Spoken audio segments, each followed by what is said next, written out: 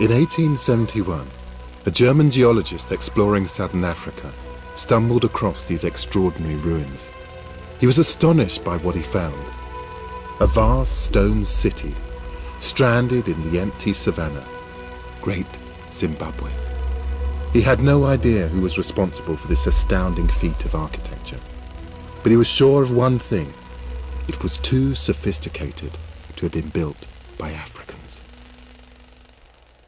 Thankfully, these assumptions have been discredited today, but only now are we piecing together the fragments we know about this lost civilization and its connections to other kingdoms of pre-colonial settlement. The Portuguese produced these absolutely beautiful maps and illustrations of this gorgeous place. And they just look so deeply impressive. And if the place lives up to this, it's just going to be magnificent. The city was Kilwa Kisiwani, a city whose streets the Portuguese describe as overflowing with gold and filled with black moors, the old European term for Africans.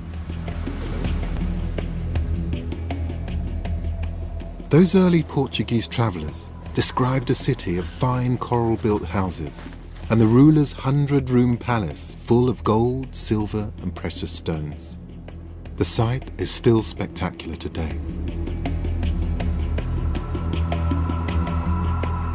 Among the ruins are the houses which would have accommodated the travelling foreign traders who regularly descended on Kilwa from across the ocean. Well, this is the Great Mosque of Kilwa, the congregational mosque, which would have served for the Friday prayer when the whole community would come together.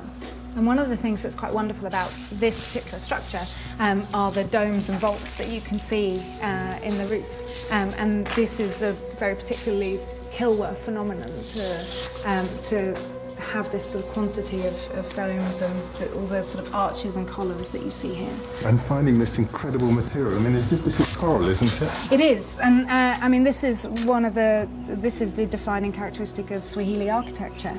We call these places stone towns and we refer to stone houses, but actually there's no particularly good natural sources of stone on the coast. And instead this architectural style developed where they use the coral, which is found in abundance here, and the entire structures are built of coral. The blocks, like the one that you're looking at, were actually cut from the living coral, and because it was soft, they were able to use it for these carved features. And then how would it have been finished? So what would it have looked like if I came in?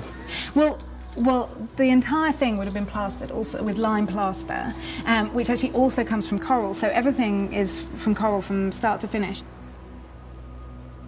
And it would have appeared, you know, totally smooth and totally white. And it would have been a very beautiful thing to look at, actually.